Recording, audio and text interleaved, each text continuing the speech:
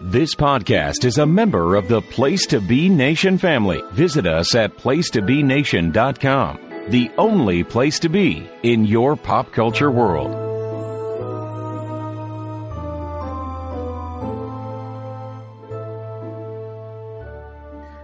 Hey, book lovers, and welcome back to Bells with Books.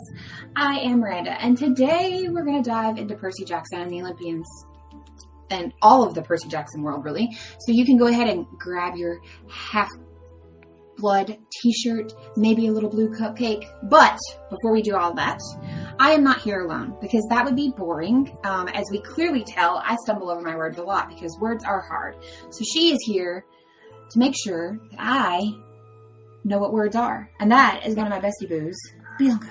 Hello. Hello. Oh, words are very hard. Words are hard.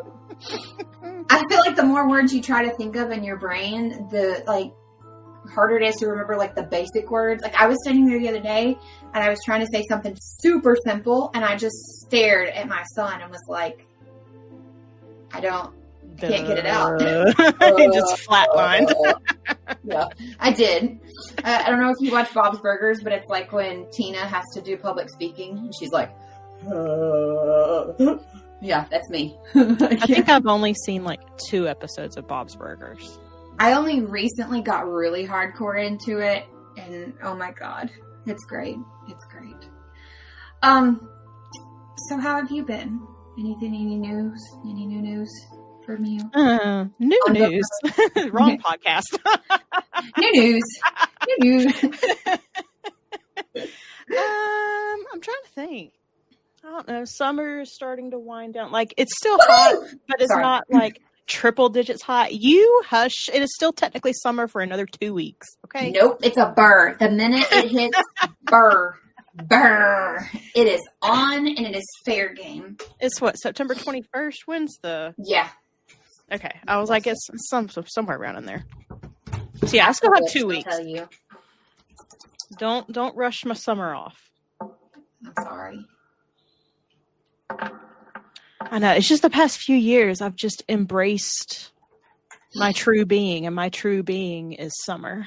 Oh, yeah. It's the 22nd this year. Sorry. I apologize. Yeah, I was like 21st. It's usually the 21st or the 22nd. Yeah. It depends on all kinds of things. The sun, the moon, all that stuff. I won't bore you. Some people will be like, go on, Miranda. And Bianca's like, I don't care. I really don't. I do. I will say the other day in one of our chats, she were like, I will make you a summer girl. And I was like, many have tried. All have failed. No, I meant that in general, to everybody in that chat. Oh, yeah. Many have tried for me, though. Because you kind of turned one of our friends. And she still loves fall, but No, she likes Halloween. That's true. She likes Halloween. But she has learned she is a summer girl like myself. I still am not. I walked out today and the sun hit me and I went... There's just which it also helps that I will say, it helps that I moved to Florida. Yeah. So, I have actual outside activities that I can do that mainly involve water, and I'm very much a water person. I think that's very true. I do love a good water, but I will say if someone asked me to go to the mountains and have creeks and streams, right, that are still huge over the beach, I would go to the mountains and take the creeks and the streams. See, the mountains scare me. Really? I did not know that about you. Well, not the mountains themselves. I'm fine with heights and stuff. There's stuff in the mountains. Ma'am, there is stuff in the ocean. The aliens are there, okay? I'm safe with Bigfoot in the mountains. And when I think mountains, I think Appalachians because that's my side of the country. And those Appalachian mountains are old. And there's stuff up in there that we don't know about. There is stuff up in there. And listen, if you think you saw something, I grew up very Appalachian folklore kind of stuff. If you think you saw something, no, you didn't. If you think you heard something, no, you didn't. See, that scares me. I'm okay with that. I'll take the water. I do I do love the water. One of my favorite places in the entire world is this national park in northernish, well, kind of northernish Slovakia, called the Tatra National Park. It literally, like, I could just go and hike around and walk and like go sit next to the streams for like the rest of my life. It would be, yeah. So I know where you're going to retire. For 100% sure. I would probably go run a little. I'll probably go run in a little hut of cabins up there. 100%. I live in my hoa hut, my best hoa life. Straight up. Hoa, hoa, hoa, hoa. Oh my gosh, that's a preview for next month, boys and girls. That is a little snippet right there. But first, we've had our usual little chatter. We kind of got to get into the groove, and we've got some segments that we got to get into before we head yonder into on quest line. So what do we normally do here, other than sing hoa hoa? Well, first we have book news. We do have book news. Abby Jimenez has announced that her new book is coming March 31st, 2026. Nice. It's The Night We Met. Interesting. It's got a very pretty cover. It's like it's cartoon, of course. Well, I won't say cartoon. I say more drawing because it's not a typical cartoon type thing. Anyways, man and woman sitting on a dock with, I can't tell if it's a cat or a dog right off the bat, but it's some kind of pet sitting with them.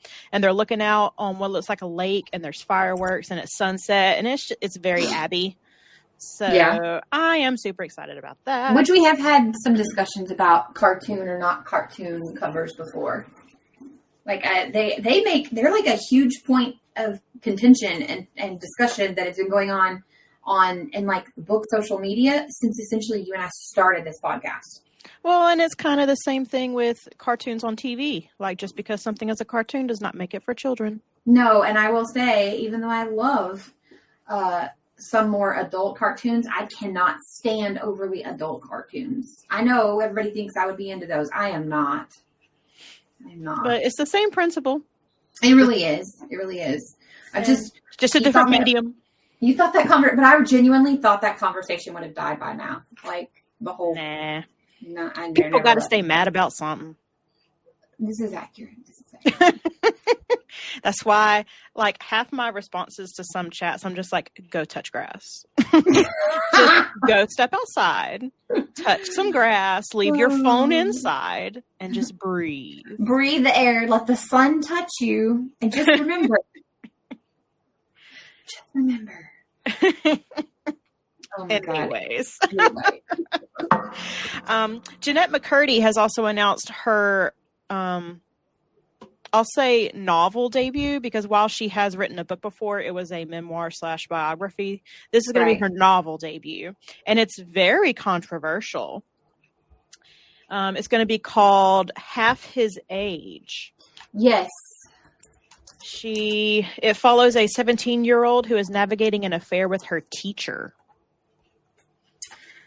And this actually it's a drama thriller, and it will actually come out in January 2026. So not too far off. It says it's going to explore themes like desire, power, and self-discovery, which a few of those were obvious themes that you would go through. But like you said, she's 17. Yeah. Pursuing her teacher. Which does happen a lot. It does. It does, but it also, there's been a news story going on in my area for the past couple of months of stuff that has been happening in schools. Like, it's not just one school. Like, this is happening multiple around this area. Right. So I don't know what's going on down here, but it just gives me the ick, and I'm just like, no, thank you. But the girl's name is also Waldo, and I was like, why? I didn't see that part. Yeah. Her name's Waldo. Oh, I see that now. Yeah, Waldo who navigate. I'm wondering if that's like a nickname, and we'll find out like her real name is something like crazy, and so she goes by Waldo. Well, that and the cover of the book. It's very suggestive. Yes. And I'm not being a prude. I genuinely think it's kind of well, especially since you know that it's supposed to be a 17-year-old. Right. I think that's my problem. Which I know people are like, well, you watch TV shows where they're supposed to be like 17 and doing things. Yeah, but their actors are actually in their 20s and 30s. I think that's why my brain is like, Yeah. You know. It's only going to be like 240 pages though. So it seems like it'll be a pretty quick read for anyone who is interested. I will say, I feel like I will probably check it out. I feel like there's huge potential for Bianca no-nos in this, but I mean, it is only 240 pages, so I feel like you can. I'll let you be the guinea pig. You can tell me about it. Okay, I'll do that. But I know that if it really is Jeanette writing it, and she doesn't have any sort of ghostwriter or anything, she is a good writer, and so I think it deserves a chance, in my opinion. Also, I think I would like to, in my opinion, or in my reasoning, I would like to see if it ends up covering like why this is bad and why this shouldn't happen. If you remember, I think it was back last year, I read a book through NetGalley that ended up being it was a thriller, and it was supposed to be a YA thriller, but it ended up hitting a lot of like almost very adult, because it ended up being the teacher that, like, I'm not going to say the name of it to spoil it, but it ended up being the teacher and the high school student, and like things were happening between, and they ended up covering like this shouldn't happen. And he gets caught and like all of the things that go with that and how it's wrong. And I am interested to see if that's what happens here, or if it's one of those, like, we flash forward, she realizes should have never happened, and she just moves on with her life. Like, I'm just curious. I'm genuinely curious about that part. And I think that's why I'm like, I think I will read it. That, and it's 240 pages. So if it starts being like, maybe I have official DNF, What was it like? You really? I just need to apparently start snippeting all the things I do that make Bianca laugh and putting them on our social. The cat meow from 2 episodes ago still lives rent-free in my head. Oh, you're welcome. Listen, if anybody wonders, that is genuinely my brain, like 24/7. Why do you Bianca texted Bianca at like 3 a.m. my time. Go to bed, Miranda. Now, Bianca, you wonder why? That's what my brain is doing when I'm trying to sleep. I'll be laying in bed and it's like going on 8:30 and I'm doing the math. I'm like, girl, why are you texting me? Well, to be fairly honest, sometimes it's heartburn. Sometimes it's insomnia. Sometimes I have no explanation. It just varies. Because I'm getting ready to go to bed. You should still be asleep. Yeah, no. But anyway, I'll let you cover the next book news. The only reason I'm covering the next one is because I know a lot of people that listen to us really like Frida McFadden. I have yet to read anything of hers. I know I haven't either. Oh, you have not? Okay. No. So she has a new book coming out, though, called Dear Debbie. Also comes out in January 2026. And I know a lot of people really enjoy her. January's going to be stacked. I think so. We should just go through, not right this second, but we should go through and see what everything is. Let's just derail the entire episode. Derail? No! Yeah. No, I'm saying I think maybe for like November or December, we should talk about all the books in January. Because last time I looked, I was like, dang. Yeah. I'm going to be busy. But I might read a Frida. Because the only reason I haven't is because I feel like she literally is one of those authors that 50% of people that you talk to love her, and she's the best. And then 50% of people you talk to hate her. The only one I'm interested in reading is The Housemaid, just because it's going to be a adaptation at some point. I was thinking I would start with that one. But our friend Brittany has read it, and she reads a lot of Frida. So she does. She says they're not great, but they're also not terrible. So but again, that goes into the conversation of people. Like, some people expect everything to be like this superb literature, and everything is not supposed to be. Sometimes you just want to enjoy something. Well, that and Frida, that's not like her real name, but this is a person who is supposedly like a brain surgeon or something, and this is just like a side hobby they do. Yeah, her when so the I'm not expecting she great wigs. Literature expectations. Yeah, right. She wears wigs and glasses in her pictures of her as Frida McFadden. so people don't recognize her. That's not her name. That's not what she looks like. Yeah. I was like, oh. Going full Dolly Parton over there. Yeah. Which, at this point, writing books are scary. Maybe that's what I should do. Not put my real name on it. Just wear a wig, do some crazy face paint and be like, huh.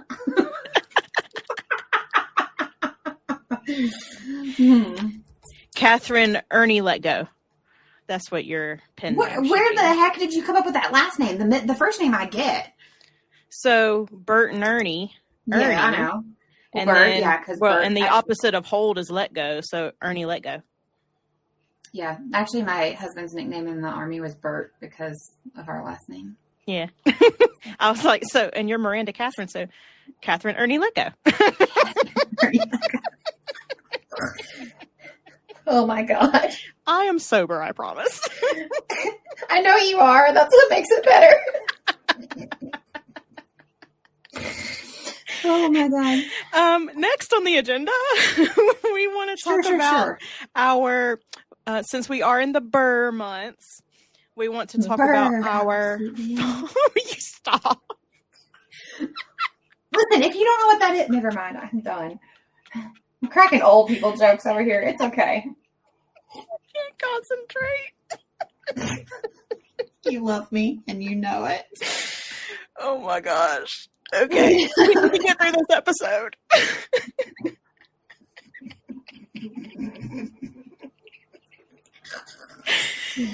Let me mute myself for a second. So anyway, as Bianca was saying, we are actually going to talk about our fall TBRs as she goes and laughs herself into oblivion, which I say hooray I was for coughing. me. I had to get it out. Oh, well, yeah. But we're going to do fall TBR, which I will probably also put on our socials. I will say, though, here's the problem for me. I do make TBR lists. I do, and I have before, and I've posted them and shared them before. And a lot of times I get derailed because I am very much a mood or season reader. So I do read heavy into like more fall stuff, but I'm going to give you guys a list today. I can't promise that I'm actually going to read these right now. I'm sorry. It just and since we're not going to cover these in depth, we're just going to just mention them real quick. I'm not going to put these in the notes. So rewind. No, we'll put them on social media. Yeah. Stay tuned to our social medias for videos or slideshows made by B for you to. Yeah. Well, my personal fall TBR for this upcoming season is Catabasis by R.F. Kuang, Vicious by V.E. Schwab, The Mysterious Benedict Society, which I forget who wrote that right now, but it is a children's novel. I am currently doing one of mine on my TBR, which is rereading Woman in Cabin 10 by Ruth Ware, which I'll mention really quick that the movie does come out next month on Netflix, starring Keira Knightley. The Familiar by Leigh Bardugo, and also Six of Crows by Leigh Bardugo. Which is another reread for you. No, I have not read Six of Crows. Really? I thought you'd read all of them. No. Oh, okay. I have read that one. So I thought you'd read them all, but okay. But in case you don't notice, my TBR has a theme, and it's pretty much very academic, thriller, dark setting-esque. But for me, fall means like dark academia, fantasy type things. That's what fall means to me in my heart. And I love you for that. And I think it does. Because I think, have you seen the things going around and they're like, which fall are you? And one of them is dark academia. Yeah, that's me. Yeah, I thought so too. I was like, well, if Bianca had to be a fall thing, she would prefer to be a summer thing. But if she had to be a fall thing, I would classify you as like a coffee shop. I'd mix two. I'd mix coffee shop aesthetic with dark academia from the list that's going around. To me, that would be you. It tracks. I think so. What about you, Miranda? So for me, I kind of have a mix of like cozy and kind of like more horror-ish. So we have the new book Legends and Lattes book that will be coming out during the fall here. And it's Brigadins and Bread Knives. So I have that one on my list. What is a Brigadin? I'm probably saying it completely wrong, to be honest. Brigadin and knives, you said? And bread knives. Why are you giving me... Brigadin. Sorry, it's trying to give me stuff in check. Brigand? Brigand. I don't know what a brigand is. What's a brigand? Brigand, a member of a gang that ambushes and robs people in forests and mountains. There you go. Let me listen to this. Yeah, brigand. Okay. Brigand. Okay. Okay. Yeah.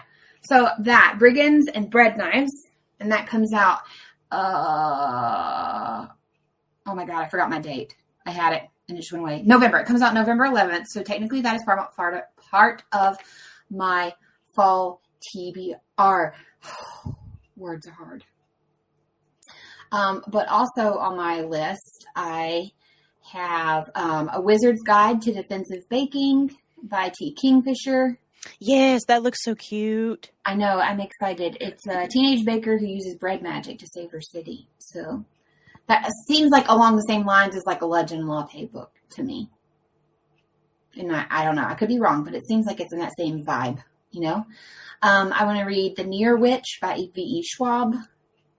Okay. I want to read The Once and Future Witches by Alex E. Harrow. Yeah, that's on my list. I want to do Don't Let the Forest In. Why does that sound familiar? Let me look at the cover It's of that. Don't Let the Forest like the in. person's face is like scratched through. Yeah. I can't. It's what is it? C.G. Drews, I think. Yeah. I want to do Play Nice by Rachel Harrison. Okay. And I have a few others, but I'm going to keep this small. The last one is Victorian Psycho by Virginia Fiato.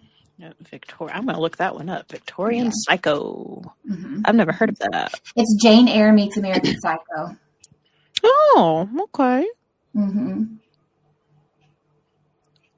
I'll let you read it first, and then you can tell me how it is.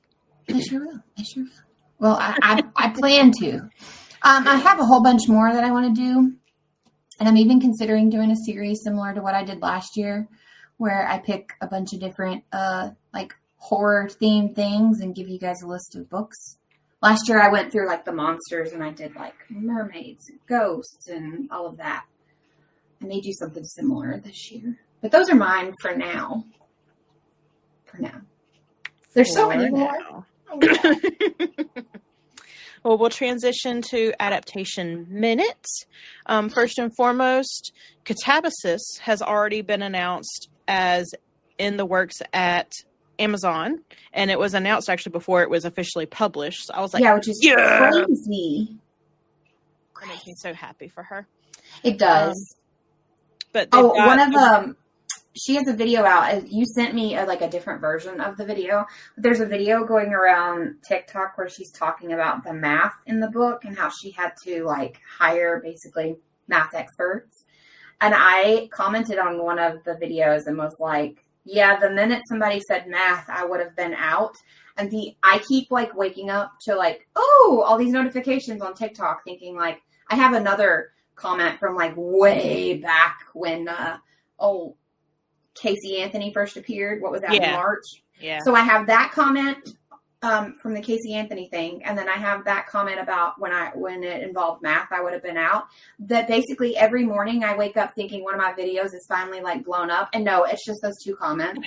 That's so annoying when that happens. Everyone keeps like, I'm not kidding. That Casey Anthony video comment, I have like almost 30,000 likes. I'm like, could some of you bring your love over to my page?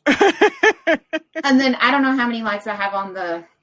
If it's math, I'll be out comment, but everybody is like, me too. Oh my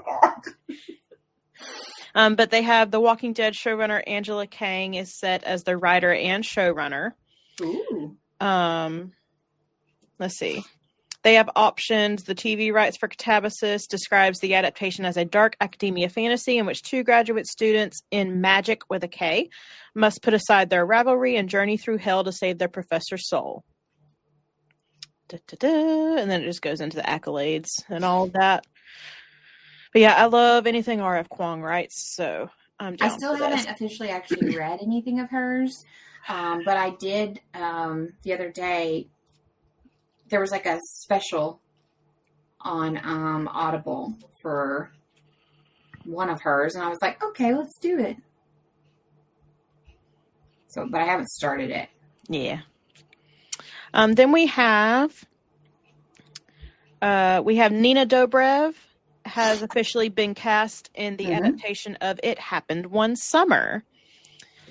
Yes, but who's her counterpart? Oh, I don't know this guy. Tyler Hoechlin? Yes. So they've essentially both been in teenage werewolf vampire shows. What's he from? I don't know him. Teen Wolf. Oh, I never watched Teen Wolf. Oh my God. Oh my God. I was like, Nina drew me in. I'm staying for Nina. He was also in. He was in. I think he was Superman in the CW stuff. If you say so. Did you never watch the only Supergirl, or? I watched The Flash. That was it. Oh, okay. Yeah, he also played Superman on all the Supergirl stuff. And then he was Clark Kent / Superman in the Superman and Lois movie. But yeah, he played Derek Hale on Teen Wolf for ever. Well, I hope someone out there is excited about that then. Me is excited. I'm glad you're excited about it then. I mean, have you also look at him? Have you looked at him? I mean, he is pretty. He is pretty. Mm-hmm. He is pretty. I have not read this book. I know nothing about it. I don't think I've read any of Tessa Bailey's. I'm pretty sure they're Bianca No-Nos. I think so. Because I think they're just straight up romance books. But I'll give it a chance for Nina. Same. I mean, well, it's different when it's a movie. I feel like you aren't too super interested in reading like a full-fledged, like, oh, this is a romance. But it's like, you'll watch a movie. Yeah. Yeah. And then we have Anxious People by, is it Frederick? Yeah, Frederick Bachman. Mm-hmm. Jason Segel and Angelina Jolie are going to star in that. I'm trying to see who's doing it. That just gives me a synopsis. Oh, it's being produced by Frederick Wickstum of Hope Studios and Renee Wolfe of Two Ducks Squared. Don't know them. No, I don't know any of those companies. I mean, I'm sure if I looked up like their like full filmography, maybe I would, but I don't currently. Just by saying their names, I don't know. Oh wait, no, we probably wouldn't. The production will be the first to use the newly launched Pinewood Indie Film Hub, a dedicated production facility for independent filmmakers at Pinewood Studios. Ah, okay. So that's interesting. Okay. So, any Frederick Bachman fans? There you go. You're going to get Anxious People. I haven't read that.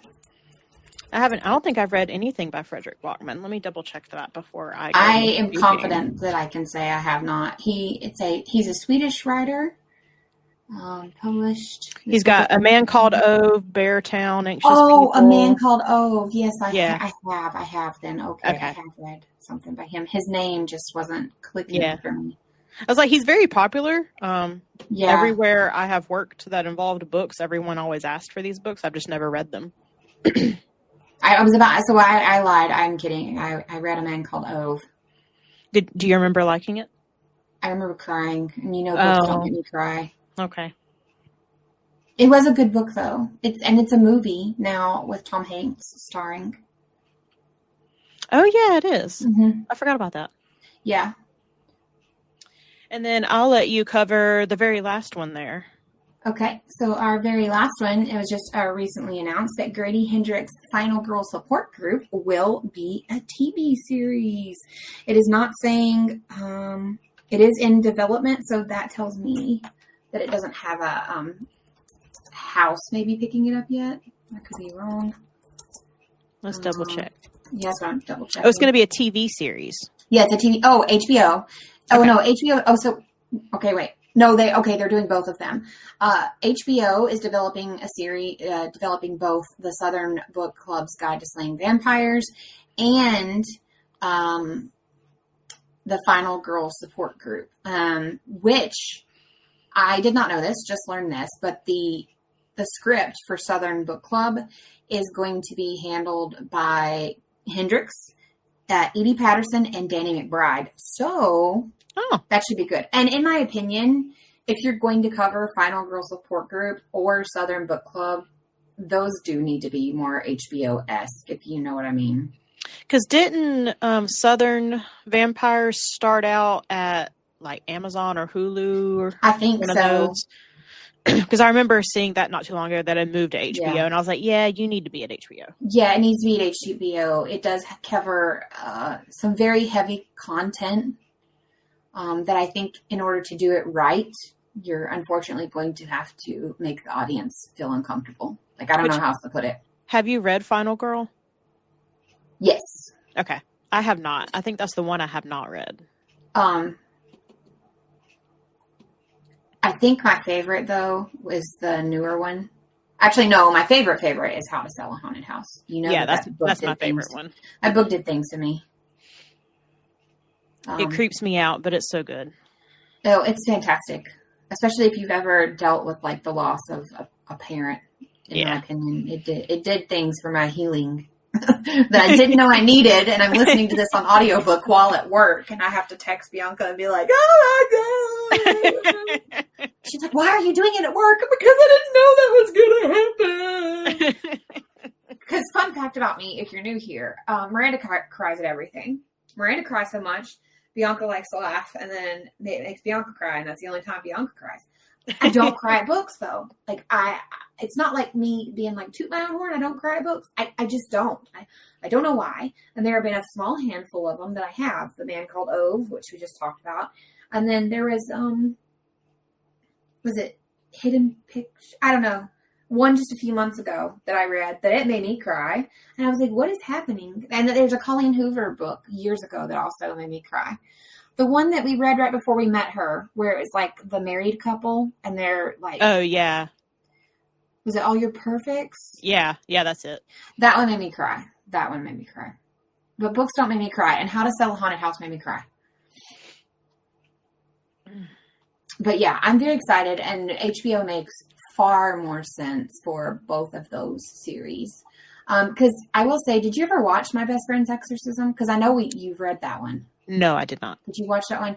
I have a lot of people. I looked at the reviews for it and I was like, oh, maybe I should. Yeah, a lot of people were very unhappy with how it went. And I think they basically scaled back because, that book also could be very disturbing. Yeah. But I think they scaled it back. So finding out that HBO is taking control of this and that he's part of the writing the script, I think potential. I have hope, basically. Yeah. Well, now we'll get to the meat of our episode. I always love when you say that. It just makes me giggle for some reason. I won't call her out, but one of the women that I work with, she works on a different floor than I do, but every time I go up to her desk, I'm like, hello. And she's like, you have the most pleasant voice when you say it like that. And I'm like, what do you mean? She's like, I don't know. She's like, you sound kind of sexy, but also professional and just pleasant. And I was like, girl, what are you talking about? She's like, just from now on, whenever you walk up to my desk, please say hello like that. So every time I go up to her, I'm just like, hello.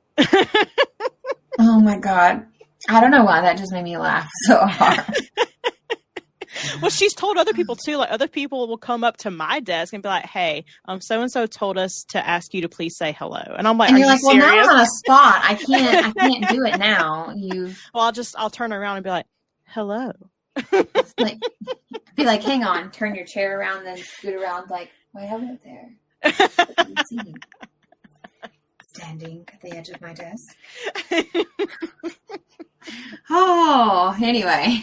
But, so we're going to talk about Percy Jackson, and we're going to do something a little bit different if you listen to our Harry Potter episode from last Christmas, we didn't really do a deep dive like we normally do. Mm-mm. And we figure that Percy Jackson has been around for a hot minute. It's pretty popular. So we're also not going to deep dive this one, but instead we will have a discussion and questions and thought-provoking entertainment for you people. Maybe. Hopefully. Well, first, what do you rate Percy Jackson? Specifically, the first one, The Lightning Thief, because that's what we're going to talk about today. So the first time I read it, that was a long time ago. I gave it 5 because I thought, even though this is like middle grade, I felt like it was done really, really well, and it kept me engaged, and I immediately wanted the next one. Since then, it's kind of slid for me, but it always stays between 4 and 5. And I think after you've just read it so many times, especially you get a little bit older, like you start getting. Yes, I was already an adult because let's just pull up, when did Percy Jackson come out? The first book? I can look at my copyright because I have a first printing. 2005. Okay, so yeah, I would have been 20. 20 years old.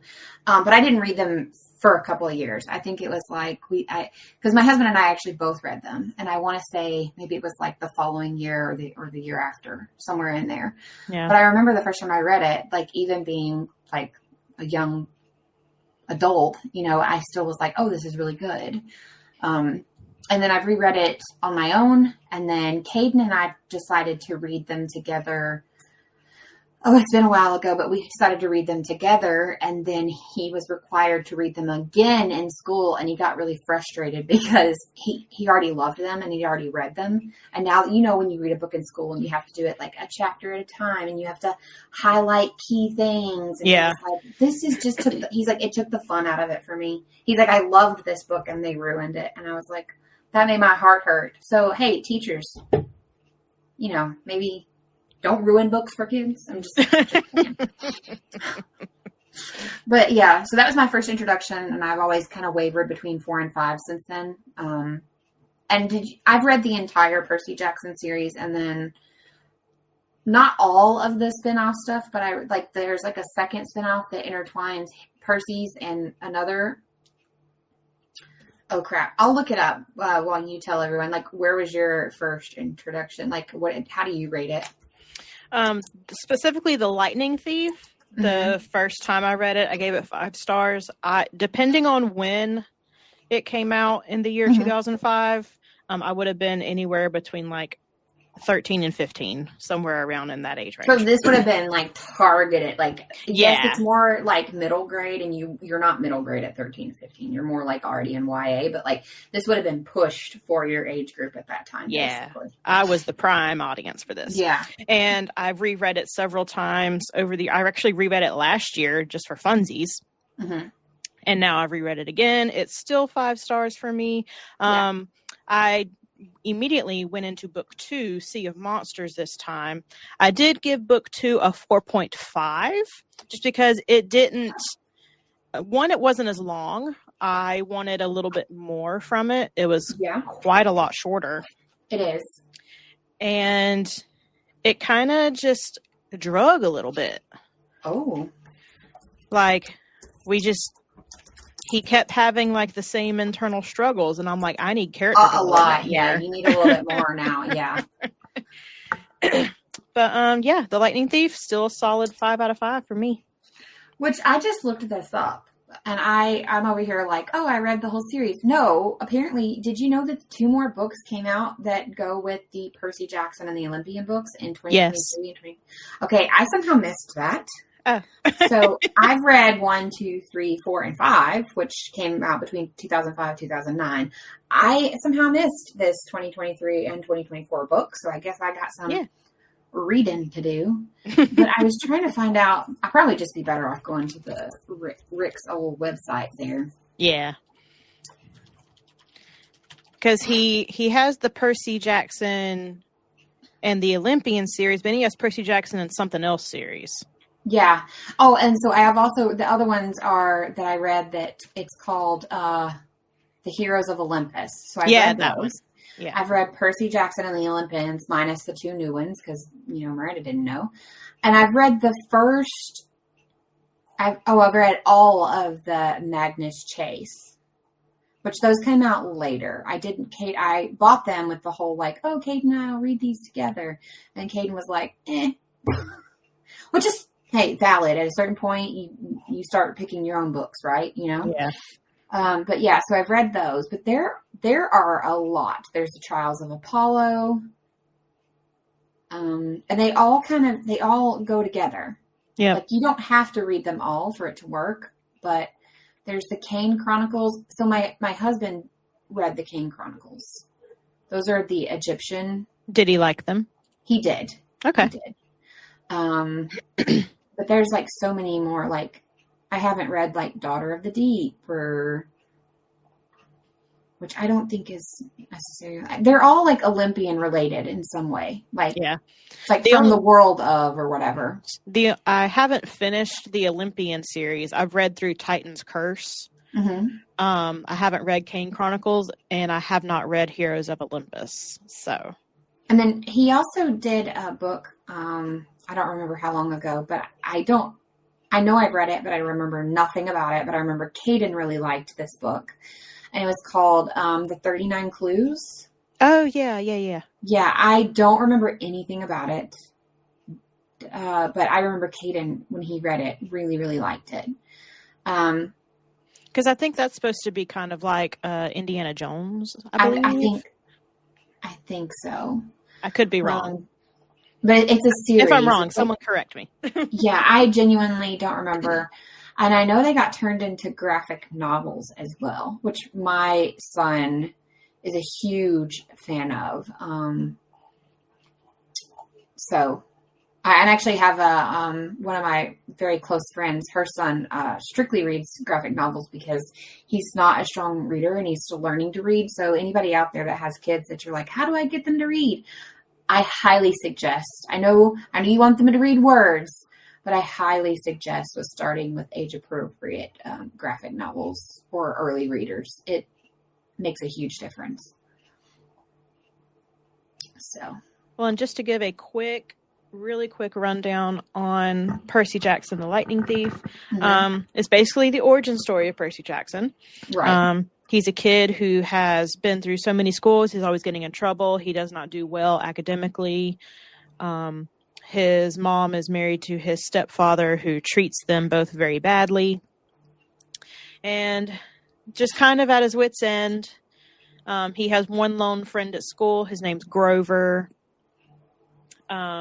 Basically, at the end of the school year, his mom is like, let's go on a short little weekend trip out to the beach, basically.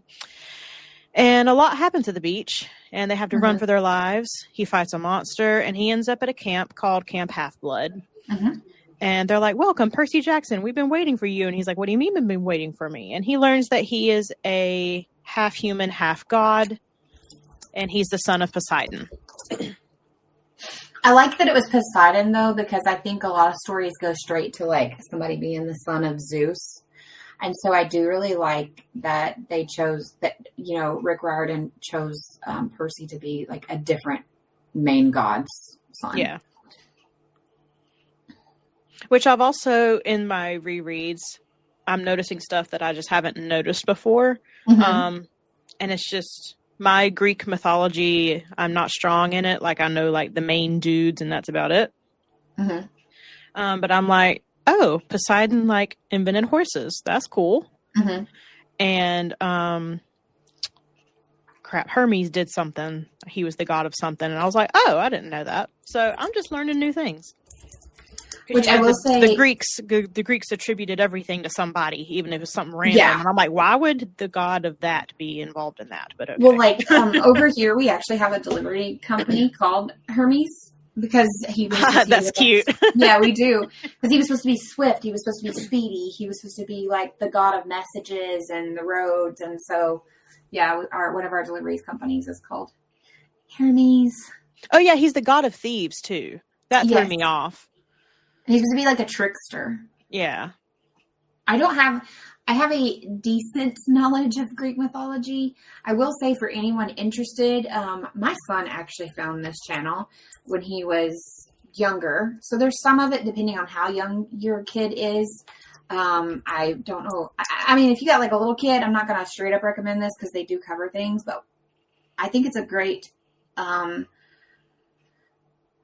to learn about Greek gods and just a ton of other things like to include in history. There's this show on YouTube. It's called Extra History.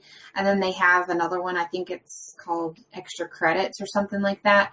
And they have this whole set of videos that covers like actual Greek mythology stories and how it really played out. I think they do even like some of the Roman versions of the gods as well. Very fascinating. I learned so much from there watching these with him over the years, so I highly recommend them. That's pretty cool. I think you'd enjoy them too. They have a lot of history ones as well that like are really funny. Like they're true, but they're funny. And I think we had originally chosen to cover Percy Jackson this month because we picked this out like way ahead of advance. Mm-hmm. The TV show was originally supposed to premiere this month and they pushed it back to December, like season 2. So I was like, man, this is no longer relevant, but I really need to start making a note because all the time we're like, oh, we picked this a long time ago and I don't remember why. As we get ideas, we need to pop in why we put that. Like we picked this because remember back a few months ago when we were like, the color is, I don't even remember. We were like, we don't remember how we got here, but we're here. Yeah. I do remember this one though. You do remember? Okay. I was very bummed that they pushed it back. I was like, no. And I didn't realize they did because I genuinely haven't watched season 1. So that's a good like kind of segue for me to ask you a question before we get into like the full on like book discussions that we're going to have. But did you ever watch the movies? Because people feel very strongly about these. And I learned that I am in the minority on the thoughts for like the movie adaptations they did. I saw the first one, not the second one. And I'm taking it because you didn't care? I did not like the first one. They changed so much. I was just like, no. See, I really enjoyed even the person. I'm one of those people that when you change a lot of things, usually I'm like, I don't like this. I really liked it. I thought I just really enjoyed it. And then movie 2, I was like, okay. I really liked the casting for a lot of, the different gods and Percy and stuff. I thought it worked really well. I didn't like the casting of Percy because he's supposed to be 12 in this. Well, yeah, but I think they tried to, I understood why they tried to go a little bit, older. I was like, think about you it. chose a 17-year-old for this. He does do a lot of running away and stuff, and I don't think they want like 12 and 13-year-olds doing stuff like that. And then the second one, I was like, oh, you had more potential. This didn't really go the way that. Now, the TV show on Disney Plus, it is so freaking good. It is so good. I knew you really enjoyed it. So I do have plans of watching it. It stays very true to the book. And it even like draws out some aspects that I wish the book had delved into more, which I really appreciated. I was like, oh, we're going deep into this. Okay. Like I thoroughly enjoyed the TV show.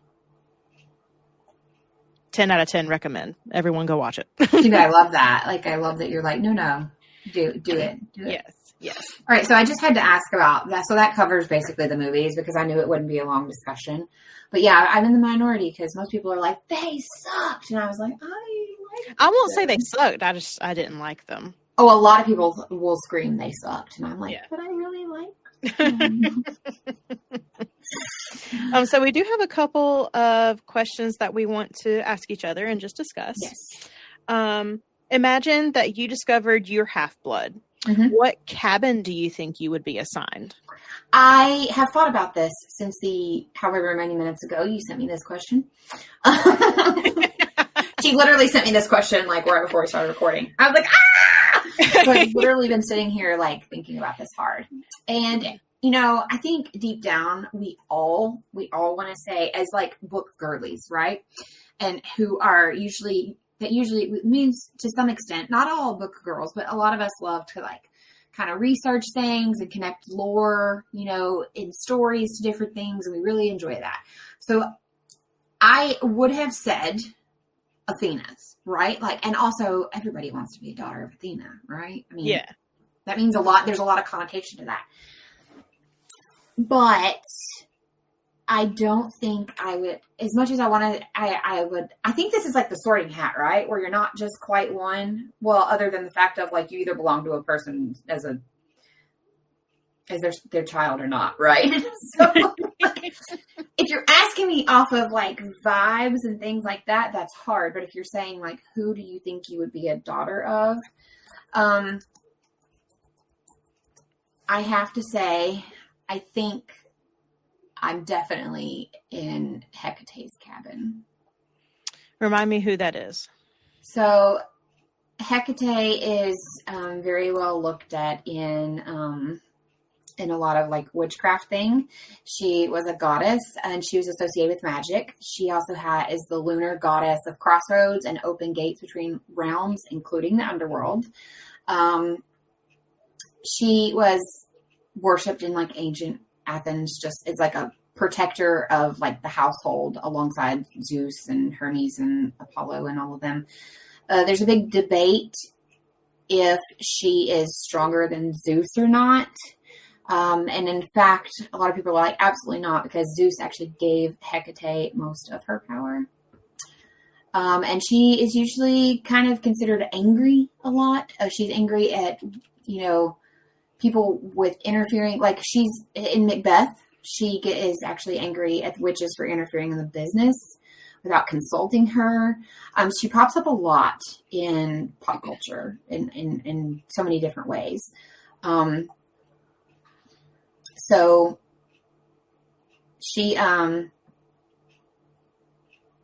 I think if I'm not mistaken, she was love intertwined with Hermes at one point.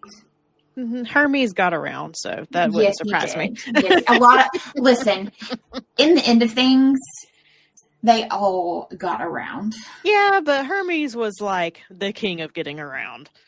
Zeus was the king of coming down and getting around with the humans. Yeah, that is true. But yes, she's basically the goddess of magic, witchcraft, night, moon, ghosts, and oh my god, my brain just went dead. And kind of like an anger, kind of like this female rage, kind of revenge, so to speak. Yeah. So I would be in Hecate's cabin. Okay. Yeah. For me, yeah, I am torn because while I do like reading and wisdom and all of that, I really don't think I would fit in Athena's cabin personally. So I think I would either be with Apollo, who is the god of light and music and prophecy and healing and stuff like that, or Aries, simply because I am very competitive. So the reason in my opinion, for you, I think I would be God of War's daughter. I know you are very competitive because I've played board games with you before. Bianca is one of those people that when a board game is taking a long time, she gets like she's like, move it along, people. We are trying to play a game. Like, so I agree with you. However, Apollo's kids are often very poetic and they're very into music and they love storytelling. And I just feel that makes me lean more towards you being Apollo in Apollo's cabin. Okay. My personal opinion, because you said you're torn, but I could definitely see, because you are very competitive. Yeah. Not in the mean, like, I'm not being like, ew, you're competitive. Like, no, but you are. Listen, I have played. That's the Slytherin in me. I have played board games with this girl. Trust me, she is. I'm here to win. She is here to win. It was Clue, Bianca. It was Clue, and we were playing with like. How old were they? Harry Potter Clue. Yes, and we were playing with 2 children, and Bianca's like, "I'm going to win," and I was like.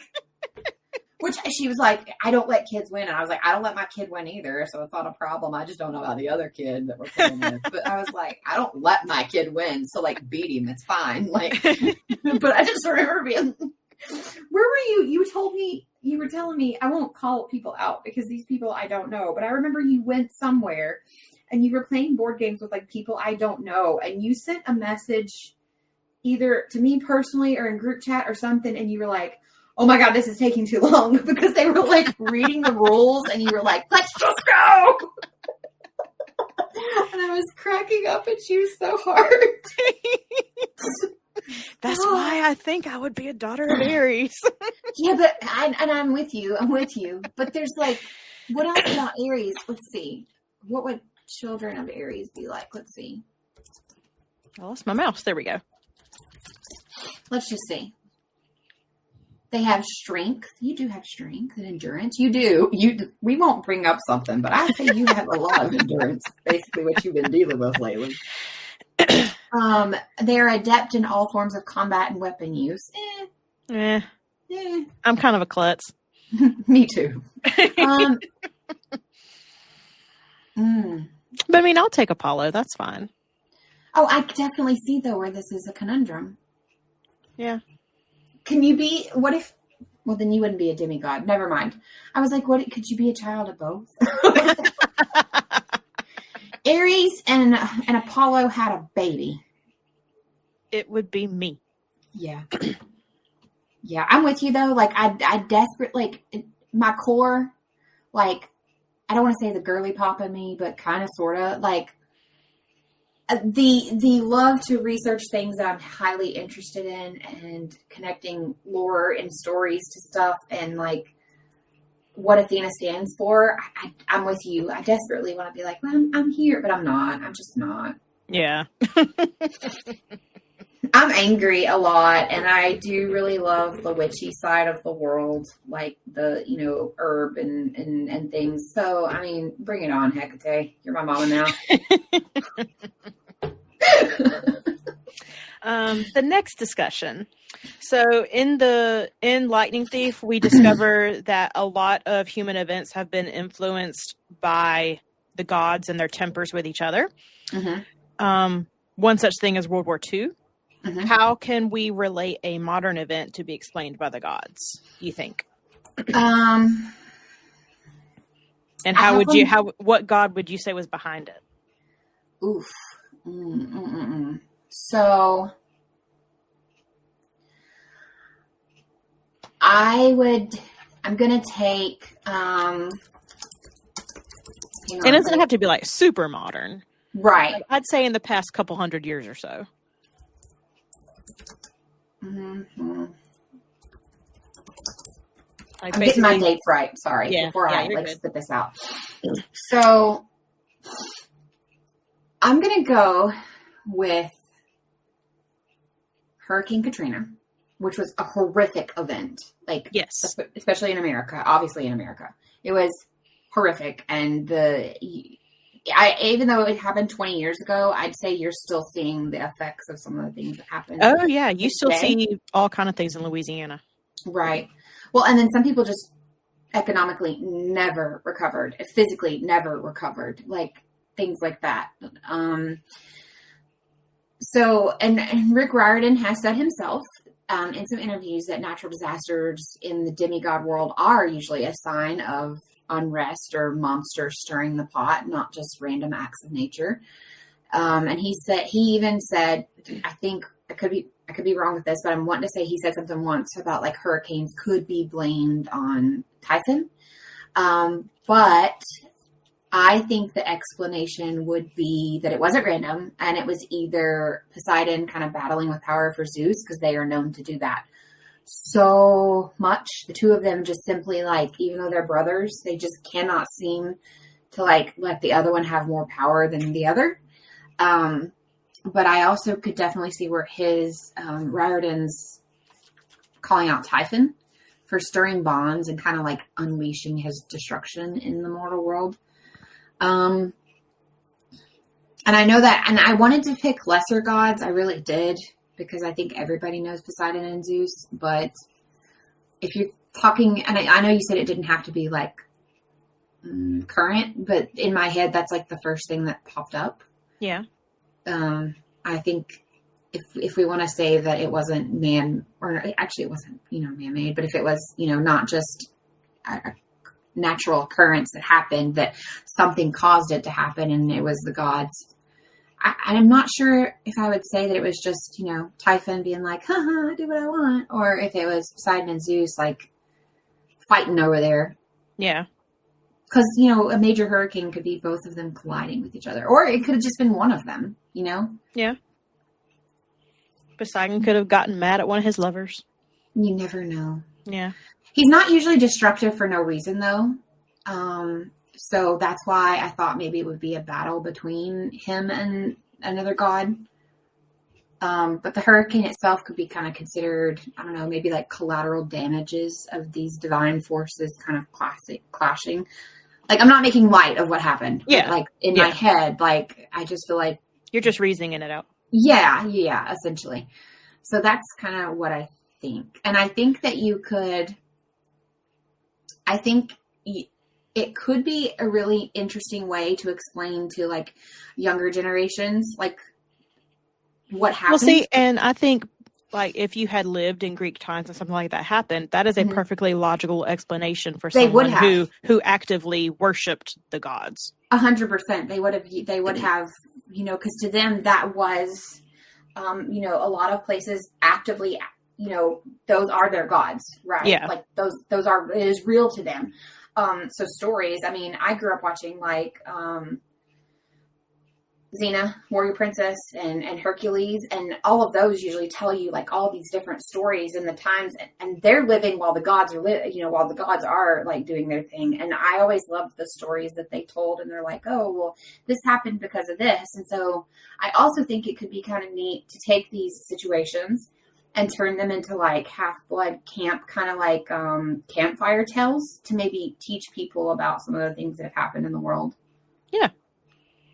Just a side note. Rick, get on that because they're your books. I can't steal that from you, but you know. Well, for me, I won't go quite as destructive, but I'm going to go with the moon landing. Oh my goodness. Here she goes. I'm going to say that Artemis needed something from one of her children, and it had to be delivered to the moon. And I don't know, maybe Neil Armstrong was a half-blood. You know what? Neil Armstrong being a demigod would explain so much.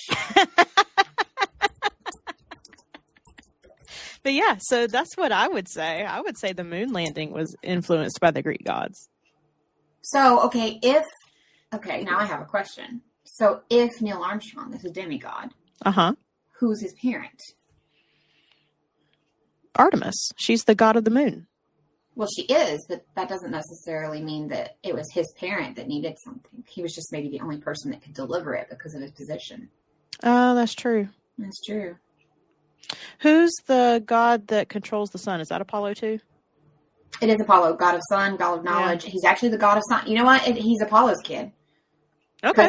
Because, I mean, listen, human ingenuity, science, god of the sun, knowledge. That works for me. But yeah, I'm gonna say moon landing. That's my official answer. But I like that one. But I'm giggling for different reasons that we'll keep to ourselves. Okay. I mean, if you want to, I wasn't gonna just like throw you out there. Sorry. Well, now I'm scared. I don't know what you're talking about. The whole moon landing. Oh, okay. Gotcha.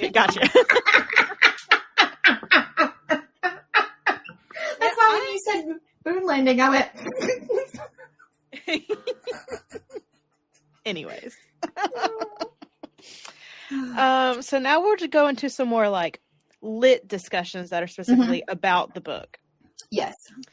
We have like a whole list here that we found of about 15. We're not going to go through all 15. You pick first. Okay, you want me to pick first?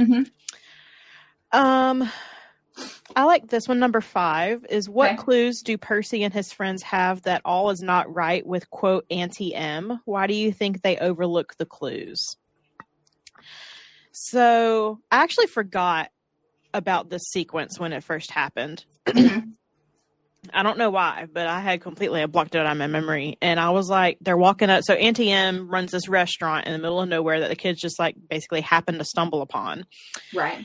And they like walk up to the restaurant and they notice all these statues and stuff just like in the yard of the restaurant basically. And they keep seeing Auntie M. And I'm like, Who is a Greek god that starts with M? And I could not remember Medusa for the life of me. She completely slipped my mind. I think people forget that she's a Greek god, honestly. Yeah. Well, is she a god, or was she just an unfortunate bystander? I don't remember. I just know she got turned into a hare with snakes, and then anyone she looks at turned to stone. So technically, she's not a Greek god. That's right. So technically, she's not a Greek god. And if you ever, I was like, in Percy, she's just a quote monster. Yeah, she's a gorgon, which the actual story of why she ended up with snakes' hair. It's devastating. It's horrible. It's horrible. I know it's horrible because I had to look it up, and I was like, oh, I feel bad for Medusa. Medusa, though, initially was where all of her sisters are immortal. She was mortal. That was her key distinction. Because I know she was cursed by Athena. Yes, but she shouldn't have been. Yeah. But yeah. So the question is, what clues do Percy and his friends have that all is not right with Auntie M? Well, the first clue was all of the statues in the yard. Yeah, because, are you at a garden center? No. So... No, you're at a restaurant. Exactly. It's not, you expect this at a garden center because, there's statues for you to buy to put in your garden. And they are half-blood, so they can see through the mist. So, and they should have seen that most of these statues were not human. Even Grover points out, he's like, oh, there's a satyr, and y'all just keep walking? No bells are dinging, nothing's going off there, no red flags. I have thoughts, but I'll let you do yours. And the second question is, why do you think they overlook the clues? I don't know, honestly. Oh, you don't? Okay, I actually have feelings on why I think they overlooked them. Okay, go ahead. Okay, so first off, they are really hungry and tired, right? This is the point in the quest. They're just kind of worn down at this point. I also think they're still fairly new to the world of monsters, right?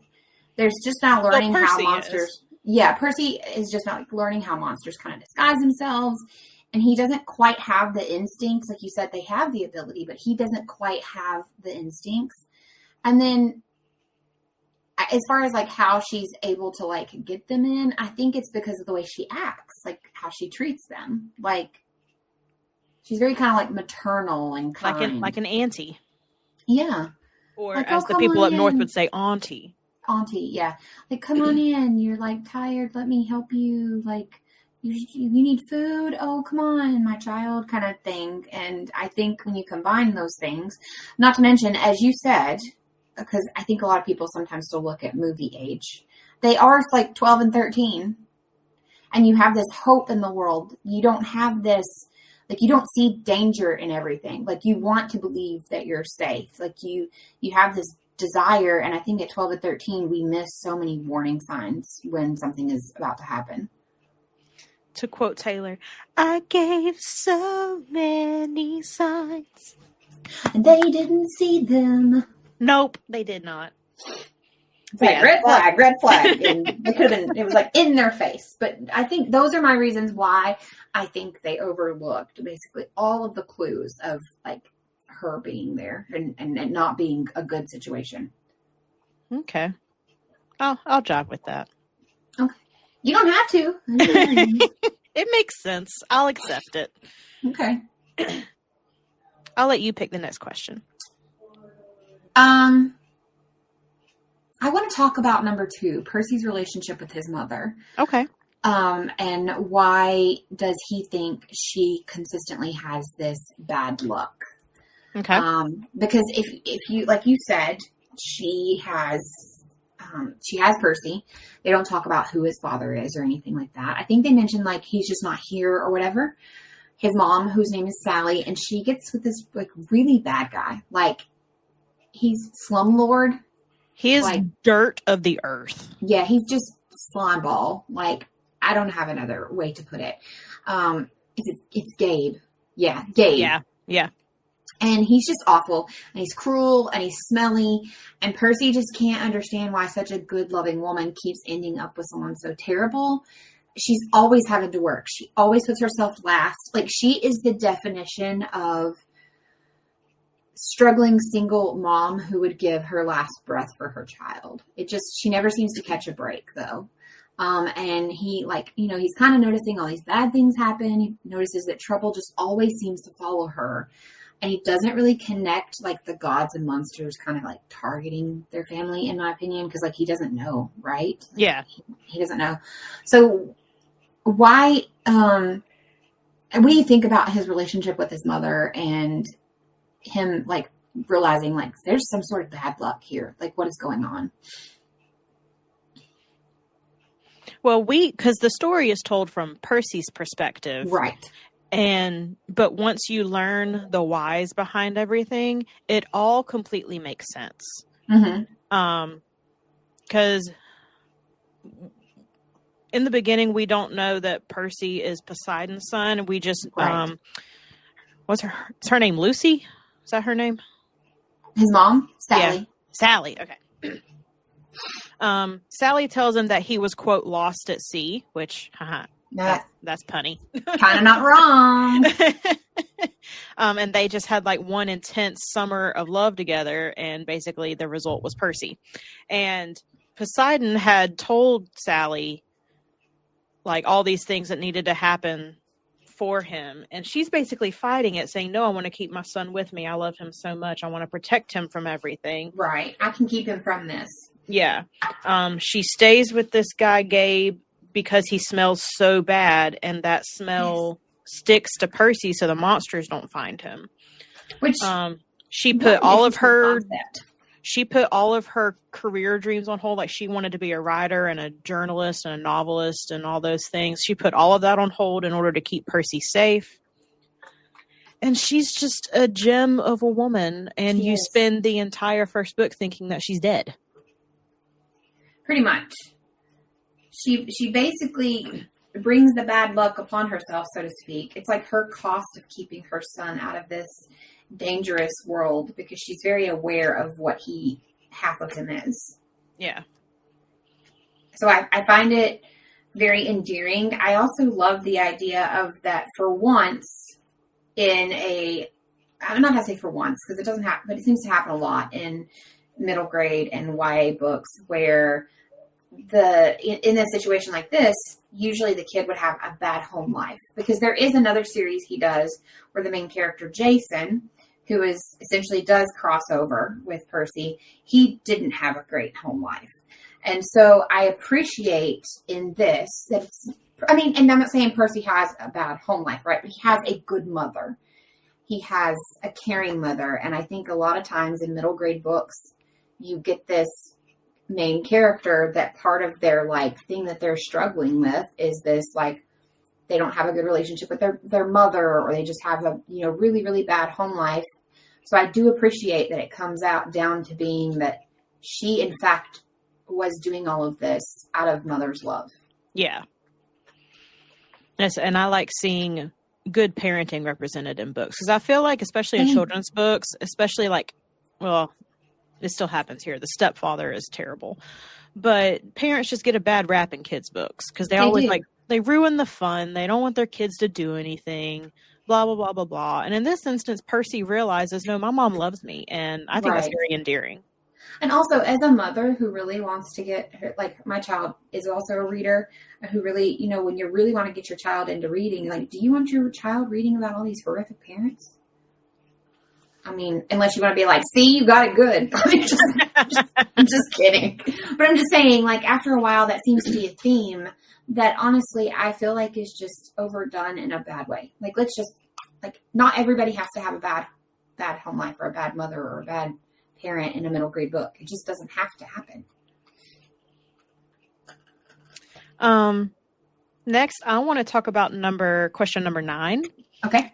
Just because it relates to me very personally right now. Oh, and really quick, so we're giving like the numbers of the questions. So we're using a literature circle questions that is actually provided for by Scholastic.com. If any of you are teachers and you want to use these in your classroom, or if you have a book club, or you want to, homeschool, read this with your children, this is a fantastic. A couple of the questions that we did at the beginning, they're actually activities where you could have somebody write an essay or take it further if you would like to use these yourself. And the link for that will be in the show notes for you. Fantastic. Thank you. But number 9, when describing the effects of mist, capitalized mist, Chiron says, remarkable, really, the lengths humans will go to fit things into their version of reality. Y'all. This rings so true for me for the last 3 weeks of my life. Oh my God. Yes. Do you want to share your story? Yeah, I can share the story. I think you should share your story because I feel like it sounds unbelievable, but I believe it every minute. I'm like, yep, checks, that tracks.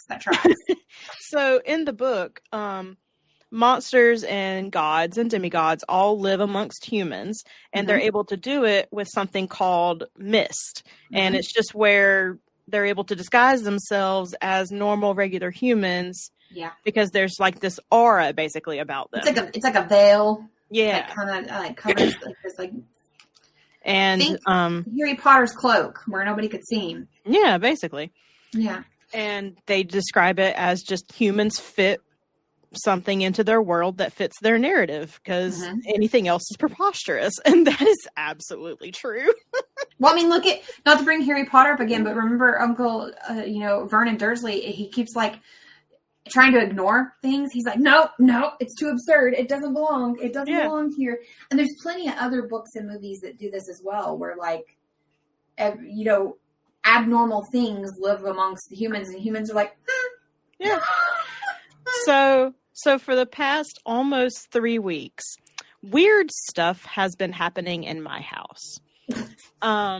So my cat, she's never been a huge eater. Like, she'll just nibble a little bit and then go on about her day. Like, you know how much she eats daily. Like, you know your pet, basically. And about 3 weeks ago, she started going through her food. I was like, dang, like, she's 8 years old. Surely she's not going through a growth spurt or something. Right. But I had to keep buying her food. Her toys that she never plays with would be scattered around the house. And I'm like, why are you playing with this? You haven't in the touched this morning, in right? years. When you would wake up? Yeah. And I would just brush it off. And then when she would walk down the hallway to our office where I'm currently recording, she would walk on like as close to the wall opposite the washer and dryer and a little closet that we have there, like if she could become one with the wall, she would. And I just noticed she started doing that. And I was like, dang, my cat's acting real weird. But cats are weird sometimes. And then about 2.5 weeks ago, our dryer broke. And when Brad pulled the dryer out from the wall, there was a bunch of coils like messed up, and that silver tube thing that connects the dryer to the wall, it was like off the wall. And when he moved the dryer and washer back, he found like a complete mess of like poop and pee back there. And we thought, dang, maybe the cat got stuck back there at some point and just like freaked out and like soiled herself and everything. So we got all that cleaned up. We got the dryer fixed. But like I said, all the other stuff was happening. And another weird thing is that Babe, like, she'll talk at night, but for the past few weeks, she's been yowling. Like, speaking to whatever God would answer her, yowling to the moon. And it got so bad last Monday. Brad eventually got up and went to the living room. And then he closes our bedroom door. We never close our bedroom door. And then I hear the garage door open and close. And a few minutes later, I hear the back door open and close. I'm like, what is he doing? So he finally comes back in. And he was like, hey, are you awake? Yeah, I'm up. Well, yeah. Well, making all this noise. He thought that he was being quiet. He was not. I think genuinely, though, not to interrupt your story, I do this a lot too. It's like the more I try to be quiet when everybody's asleep, the louder I am. And I'm like, oh.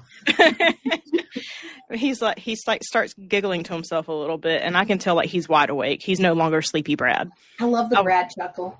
I was like, what's going on? He was like, you'll never guess what I found in the living room.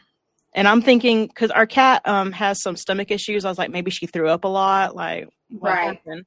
He was like, there was a possum in the room. I love this. I've heard this story like 5 times. I still can't. The fear and adrenaline that immediately went through my body, y'all. It explained everything that had been happening in this house. Everything. Needless to say, neither one of us ever went back to sleep. For those wondering, the possum is alive. He opened the garage door to go get gloves, and then he basically grabbed the possum and yeeted it out the back door. Yes, you used my word. So essentially, she tells me, she's like, Brad, put it out the back door. And my first question to her, I didn't even go, oh my God, I'm sorry. I went, did he like yeet it? Did he like... So Brad gave you a reenactment, or me and Susan, actually. I can't take it alone. So on Marco, we use this app called Marco Polo to all talk to each other. And Brad gave us a reenactment. And I was like, I don't care what you did. I have in my head what you did, and that's what you did. What you did. Like, don't care. It just goes to show that humans will really put anything into their human narrative to make it fit. I was like, a possum living in my house was not even a remote possibility. No, I thought your house was haunted. Straight up. But everything's clean now, by the way. Good. Yeah, we did throw some things away, but everything has been laundered and cleaned to within an inch of its life. But none of the like collector sentimental things had to be thrown away, did they? No. Oh, fantastic. I've been genuinely worried about these quilts. I've texted her like 3 times. How are the quilts? She's probably like, fine, Miranda. Like, I've genuinely been worried about these quilts. Well, the reason that the cat had been like hugging the wall coming to the office, we found out, was because after we had cleaned up behind the washer and dryer where its original nest was, it moved to the closet, which is where we kept a lot of blankets and like extra linens and stuff. And on the bottom of the closet were some bigger quilts that wouldn't fit on shelves that were handmade by grandparents on both sides of our families. I still might end up getting one of them dry cleaned where it nested, but it smells like 100% better. And babe, the whole time, in her mind, the minute she watched Brad like throw that thing out the door or toss it, whatever, he tossed it. He was nice. He didn't like die. But babe was standing right there looking at him, going, "Dad, I told you so." Like I knew it. I knew it. She was like parading around the rest of the night, like. She's been trying to tell us for weeks that there was a monster living in the house. Yeah, she's like, this thing, it's eating all my food. I felt so bad. It's like when you have a second child, like you have one child and then you wait a few years later and they're like, it's eating all my food and playing with my toys. Like, it's living in my closet. Like, it was, when Brad found it, it was up on the top of her cat tree where she normally sleeps. That's why she was yowling at it. Yeah, because at night it comes out and it's like having a free-for-all. It thinks it's your cat. Yeah. It's like, this is, and you said it was a baby. It wasn't like a super baby, because I've seen like baby possums. This is probably like a teenage possum. Like, it wasn't fully grown, but it wasn't a baby. Yeah. So it came in your house and was like, oh, these people are fantastic. I live here now. He was like, it probably did get entertainment. Separated. I have food. It got separated from its crew, absolutely, because they do usually kind of swarm around together. Yeah. But yeah, so it came in and was, because I actually know some people that do like possum rehabilitation kind of thing, and then they put them back into the wild. And I was like, oh yeah, that thing came in and was like, oh, this is the life. It Goldilocks your house. But I'm glad I can tie all this back to Percy Jackson.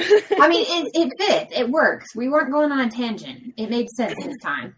But yeah, so The Mist. What question? That was number 9. It was 9. What lengths will humans go to fit their reality? Mm-hmm. How is this true in the novel and in Greek mythology?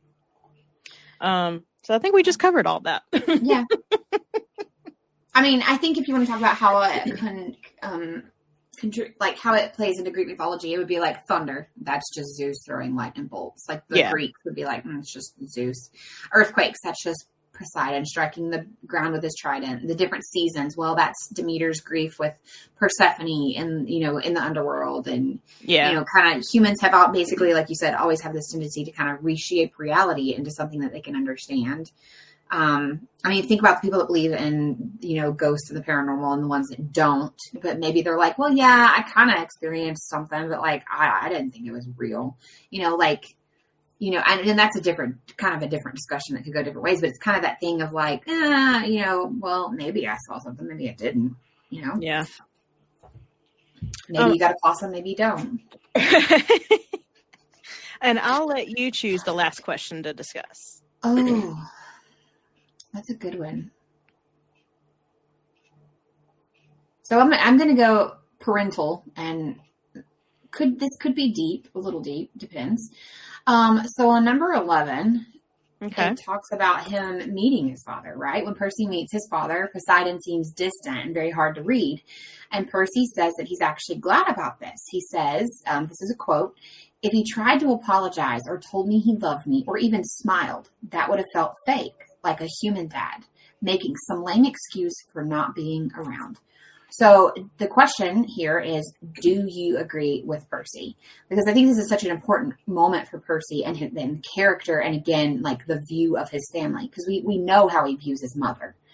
By the time we've learned very much about his mother by the time we meet Poseidon. He's always grown up without him. Like you said, he's like 12 or 13. That's a very long time of living with the pain of not knowing who your father is, right? Yeah. So what do you think? Do you agree with Percy, or would you have rather Poseidon have said something more? No, I think the way it was written was handled very well, because Poseidon is supposed to be a god. He's supposed to be better than, well, I won't say better than humans, maybe like overlord of humans. Like, no, I would agree with that. Yeah. They think they're better than humans. Yeah. They're more powerful than. I'll give you that. They're more powerful than and very egocentric. Absolutely. So I agree. If he had tried to apologize or say, "I'm sorry, I wasn't there for you growing up," like that wouldn't have felt real. It wouldn't have felt sentimental. It just would have been empty words. Right. So I think Poseidon handling it the way he did, he was just like, "Hey, that's my son. Cool. Right. Go on with my day." And keep in mind that Poseidon also, he knew the entire time that Percy was his kid. And he was doing distant check-ins. He kept up with him. Yeah. He wasn't hands off, but he was in the world of Percy. Again, because he's a human. I mean, yes, he's half God, but like the missed question you ask actually plays into this a lot. Where like, he was being checked up on. He was being watched by his father. He was kind of like not being taken care of, but he was being like monitored and looked after because there's also incidents in the first a couple of chapters before we find out who Percy is and why all this stuff's happening. But stuff with water tends to happen to him, like accidents, a lot. Just freak accidents. Yeah. So yeah, Poseidon was definitely there, like checking in, being like, "Yo, what's up?" Yeah. I also think, in my opinion, that this part of the book, it really lends to showing us like Percy's maturity, because he's been through a lot by the time he meets Poseidon.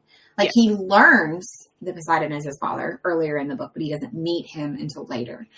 And I honestly, like, again, not to go super deep, but as someone that didn't know their biological father for the majority of their life, I think if it had come in with shallow excuses, I probably would have yeeted that book across the room like Brad yeeted that possum. Just saying, because like, again, I think that happens a lot in middle grade and YA books. And I really, truly appreciate how Rick Riordan writes parents, both God ones. And again, to your point, you're saying that there's the ego there with the gods. And I think it would have diminished what we know about the gods and what we know how they act if he'd come in and been like, "I love you, my boy." I mean, everybody knows the story of Hercules, for example. Yeah. Like, that's all you need to know, that like how the gods behave with their human or half human children. So I do actually appreciate that it doesn't take this like fake affection. And he just needs honesty, because he actually gets the warmth that he needs. Like, yes, he's longed for his father his whole life, but like he gets that warmth and love and care from his mother. And I think it's better to have, kind of a distant truth than this whole big sugar coated bullshit. Yeah. Essentially. No, I completely agree. But yeah, that'll wrap up our Percy Jackson discussion. We both adore this book. Yeah. She likes the movies. I like the TV show. So read the book, check out both mediums, and let us know which ones you prefer. And I'll report If back you have a on the TV preference. show. Yeah, I'll report back on the TV show. I know it's gotten really good reviews and ratings, and I thought the casting looked really good. You and I kind of covered a little bit of the casting, and oh God, I don't even know what episode that is. I need some sort of cheat sheet so I can be like, that was an episode. That was a long time ago. It was a long time ago. We've been doing this for a minute now. Yeah. But also, she's going to put the link in the show notes. Even if you aren't a teacher or anything, I think this is a great list of questions just kind of read over by yourself. There are actually 15 questions and 3 different activities. And it says these questions, certain questions are keyed to like certain things, and it gives you that note on there as well. That is a good find, by the way. Thank you. It's a good find. Which Scholastic does have like a lot of really good stuff like that, and I just sometimes forget. Yeah. But I mean, even though you and I both randomly do read YA and middle grade books, I'd say we read more YA than we do middle grade.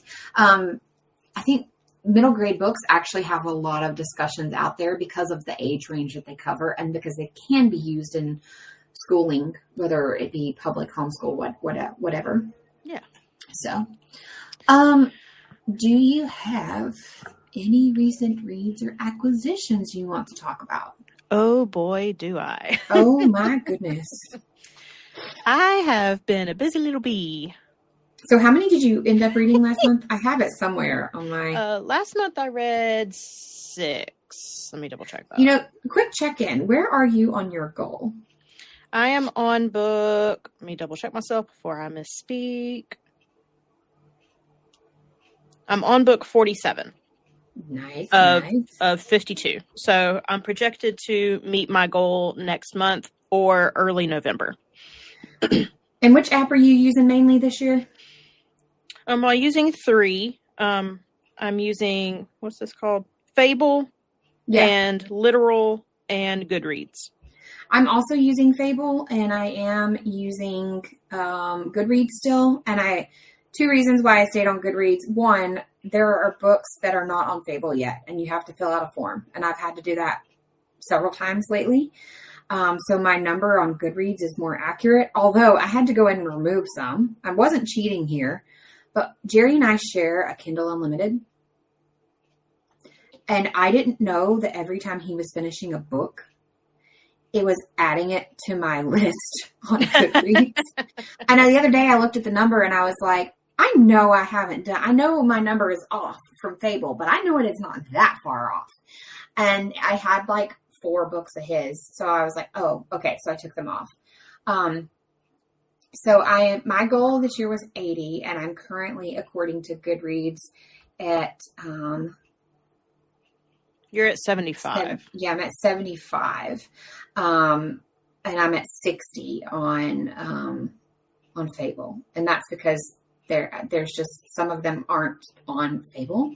And I get it. It's a fairly newer app. So adding like an indie author, like it's going to take time for them to get like all of these books. And then actually 2 of the books I had read were arcs, and they just weren't listed over there yet. Yeah. So, well, 2 of the books I did this month were arcs, but yeah, so I use all 3 as well.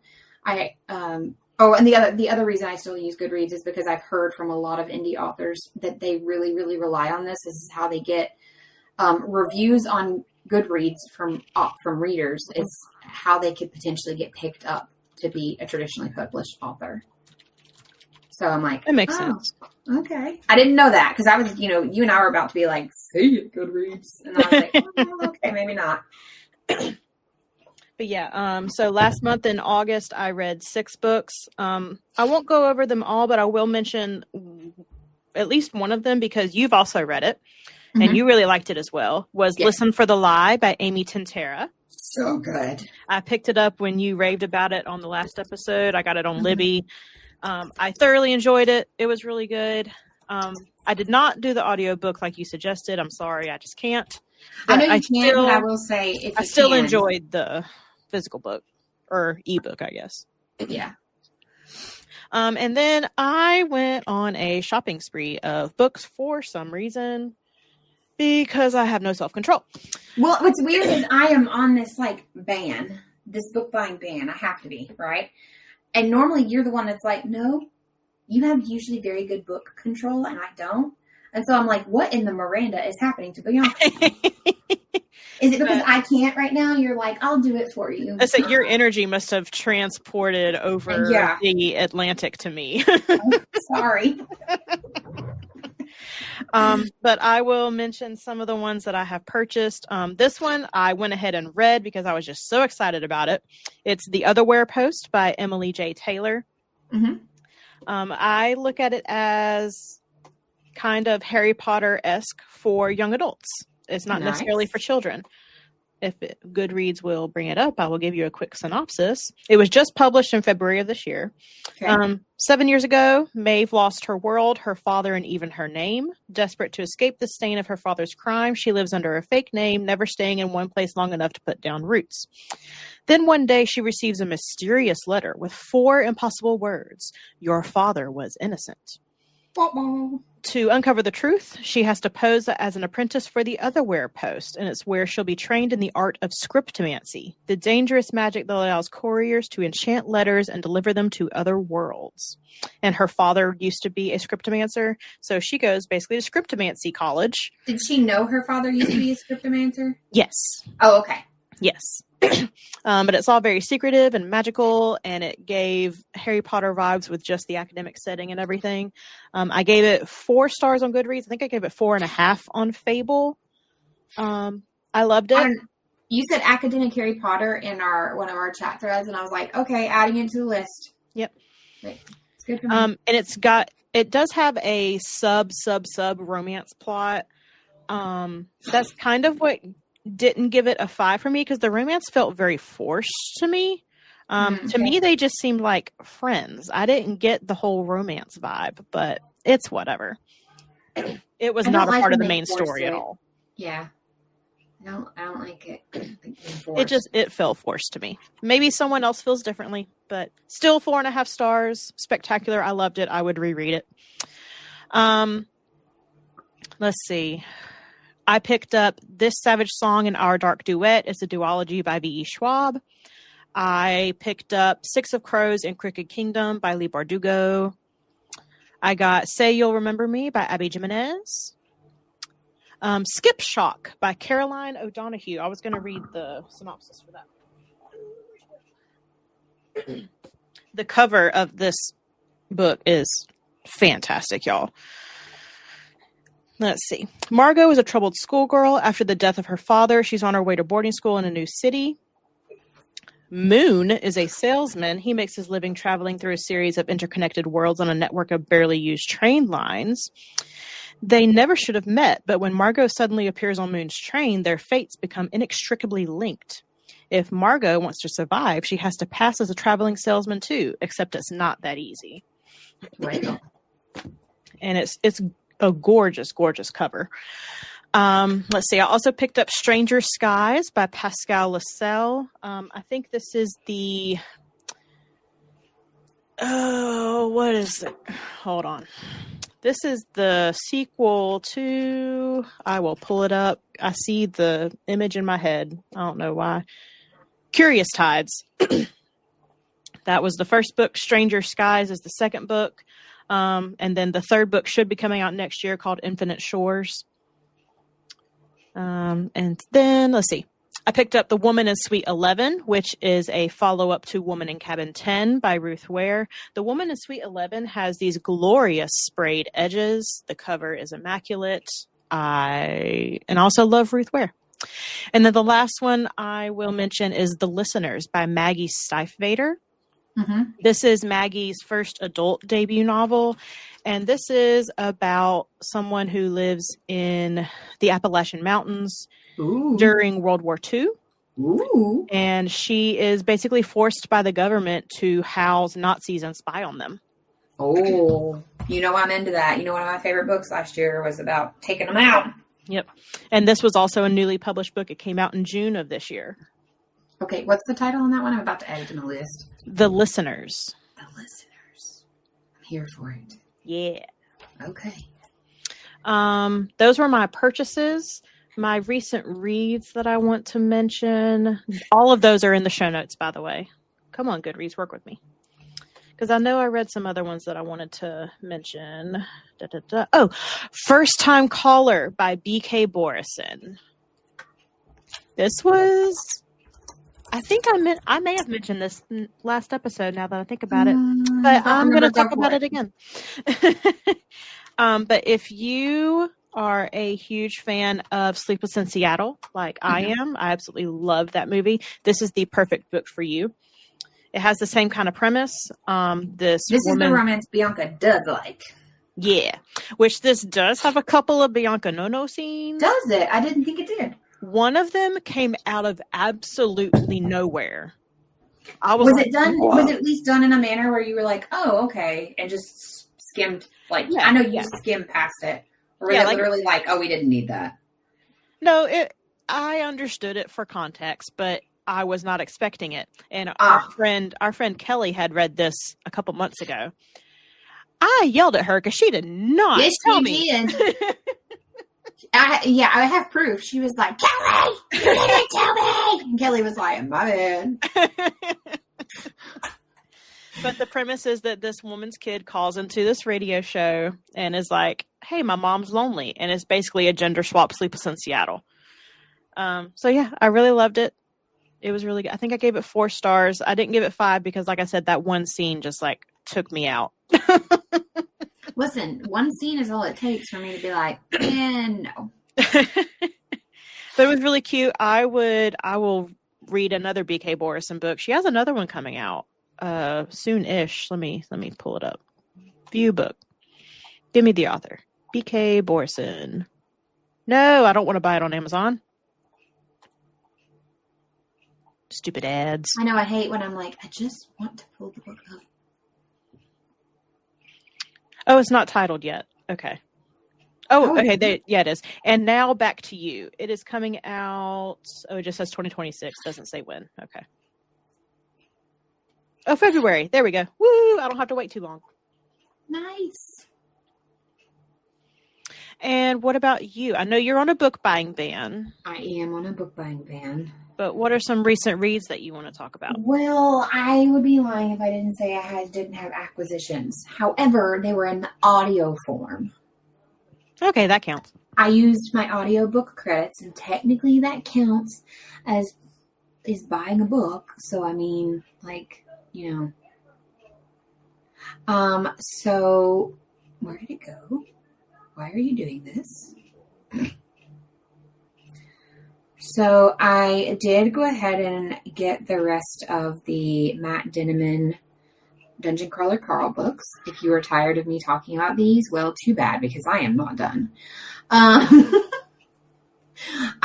on book 6, and I think there are 7 out, and then 8 he has coming. I don't remember the day. So I did get the rest of those on Audible. And then I also got The Enchanted Greenhouse by Sarah Beth Durst. Have you read that yet? I haven't. I just got it. No, I just got it. Okay.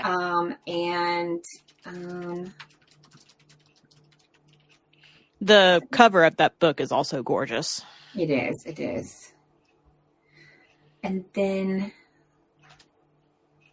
I know I got something else. I was trying to look through my list. I know I got one more also in audio format.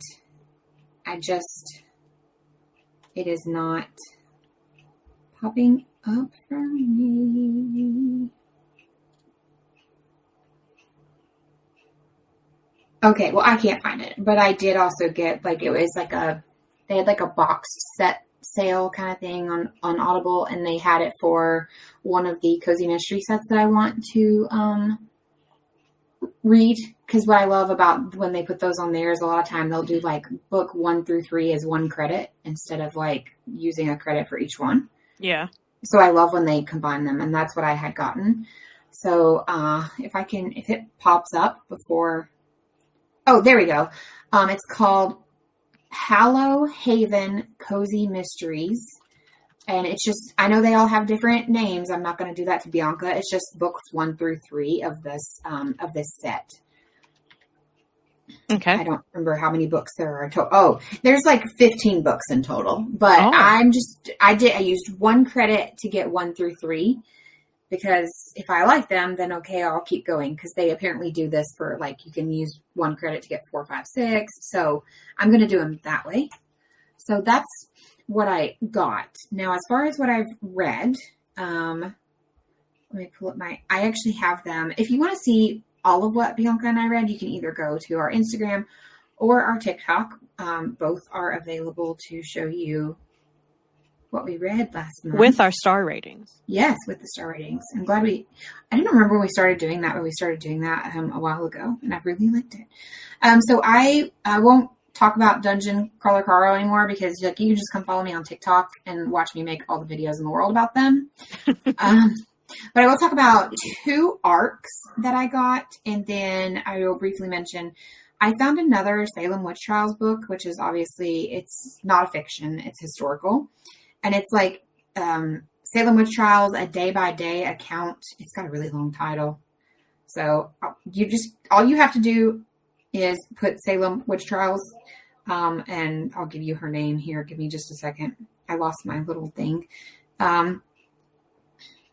By Marilyn K. Roach. I'll send that to you. But the full title that I'm not making Bianca type, you can find this, is the Salem Witch Trials, a day-by-day chronicle of a community under siege. Yeah, it's a really long title. But I really liked it. It broke down a lot more things. Okay. It broke down a lot more things. Salem Witch Trials is one of those topics that I feel like I can never get on. I'm sure everybody has one of those. Like, I know for some people it's the Titanic. It's different. But I feel like everybody has a fixed point in history that is like their thing. And mine has always been not just the Salem Witch Trials, but the witch trials across the globe that we went through. And this one broke it down day by day, and it kind of talked more about, just different things that went on that they like to, not that they like to forget about them, but some of the books just don't go as in depth. They only have so many pages. And this one went pretty in depth, and I really appreciated it. I gave it 4 stars. And then I had 2 arcs. One is Checking Mr. Wrong by Ann Kemp. And it's actually book 3 in a series. Let me get up. So it's actually book 3 in a series called Love in Maple Falls. You can read the books in this series as standalones. And the author for each book is different. They're all authors that are working together to create a full list. And each book follows a different couple. It is a romancy. It's small town. So Maple Falls is a small town where basically we watch hockey players fall in love. It is closed door. So they are safe for you, B. And anyone else that just doesn't prefer that. And you know what? I don't want it all the time either. But they're going to be 7 full-length books. They can be read as standalones. And I specifically got given a copy of the one by Ann Kemp. I have ARC read some of her books before. She does this thing with banter that I really appreciate, and she's really funny. Like I think I told you guys one of the other books I ARC read, like in the very first scene, the whole thing is the girl has gotten her hand stuck in the toilet. I don't remember what she went after, but she dropped something in like a clean toilet, and she goes to go after it, and she gets her hand stuck, and that's how our hero meets, or that's how our heroine runs into our hero, so to speak. But in this one, we have Grumpy meets Sunshine. And what is great is our Grumpy is the girl, and our Sunshine is our pro hockey sweetheart. It is a forced proximity setup. It's very small town, cozy vibes. I feel like the chemistry works really well without it. Like, I know some people are like, oh, it needs spice. I did not feel it needed it. And I feel like if it had it, it would have just been wrong. It felt a little predictable at moments, but overall, to me, it was very heartwarming. It was very feel good. And I think it's like a perfect mix of like humor and swoon. So I would recommend it. I did give it 4 stars. The reason I didn't give it 5 is because, like I said, there are obviously like, it's predictable, right? Like, what's going to happen. Yeah. Basically. Like you can, it's a hallmark in a book. And sometimes it's kind of like my cozy mysteries. Like you need that predictability. You just want that like, cozy, I guess is what I'm trying to say. And then the other arc I got was from NetGalley, and I almost forgot about it. It actually hasn't even come out yet. It comes out October 28th. It's called Undead and Unwed by Sam. I think it's Tashida is how you pronounce the last name. It's called what? Undead and Unwed. Okay. And what's funny is I have read another book by the same title years ago that I loved. So I, on Goodreads, if you look it up, it says I gave it 3 stars. I actually gave it more like 3.5, 4. It is a fun surprise. It's got a lot of millennial coded pop culture references, like all over the place. Sorry, who did you say wrote it? Sam Tashida. You're probably pulling up the other one. Yeah. Because it's, I was like, that's not what she said. No, but I have read, read that one. Okay. Did you find it? Yeah. Okay. No, I have read the other one. So this is, it's got millennial coded pop culture, as I said, kind of like throughout the whole book. Small town vibes. It's found family. Each chapter has a clever little title and centers on a different romance trope, which kind of makes it really fun to read. It's very quirky. It is supernatural. It really made me laugh out loud a couple of times. Obviously, it's vampires. She's undead, our main character. It's got Hallmarky vibes to it as well. It's lighthearted and adventurous. And I think kind of what took me into it not being like a full 5-star and it being like, I keep teetering on 3.5, 4. I think on most of social medias, it's either marked as 3 or 4. But I just really wish there were parts that kind of went really cheese fest. Like, I don't know how else to put it. And I felt like there were some things that could have been more fleshed out. And then there's a character named Vlad, who this doesn't give anything away, but it's an ex-boyfriend, and you still see him a lot. He still comes in and out. And I just really wish that some of their interactions had been, just more because of how long they've supposed to have been known each other, right? Because, been around for a very long time. She's a vampire. So, I just really wish there was, more there.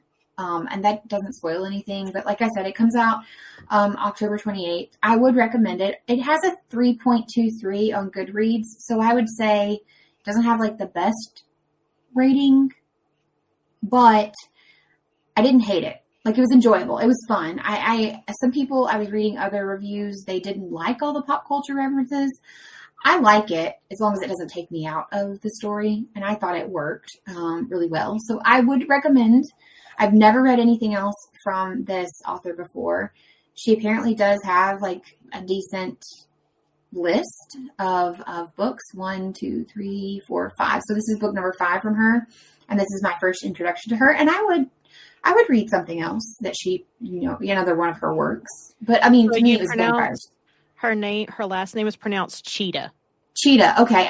Okay. That makes sense. Something, Yeah. I thought either something was going to be silent. I just see that now. I didn't go to her Goodreads before, but I was like, I'm glad that's the first thing after her name. Yeah. Here's how you pronounce it. Well, because when you look at it, you would say Tashida, but there are a lot of times that the T is that. So basically you just don't pronounce the T. Yeah. Cheetah. Yeah. Yeah. So, I do recommend it, even though I only gave, even though I'm teetering on my 3.5, 4, I think it's fun. It's vampires. It was given to me when I found it on NetGalley. It was kind of shown as Bridget Jones's Diary means what we do in the shadows, and I was like, yeah. She's 300-year-old single vampire who inherits a fixer-upper in a quaint town in Vermont. I'm in. So that's what I've read. Done really good. I think I read 7 last month. I asked you how many you read. I think I did 7. Yeah. So I had 3 Dungeon Crawler Carls, 2 arcs, a Salem Witches, and a reread. Good job. Yeah. I was like, yeah. That was fun. And like Miranda has been saying the entire time, if you want even more from us and you want to see our complete reads and our ratings on everything we read each month, you can follow us on Instagram at Bells with Books Podcast. You can find us on TikTok under the same handle. You can follow me personally everywhere at Style and Freak. If you type in Mom's a Nerd on any social platform, Miranda will pop up. And Miranda, why don't you tell us what's going on in the Place to Be Nation world?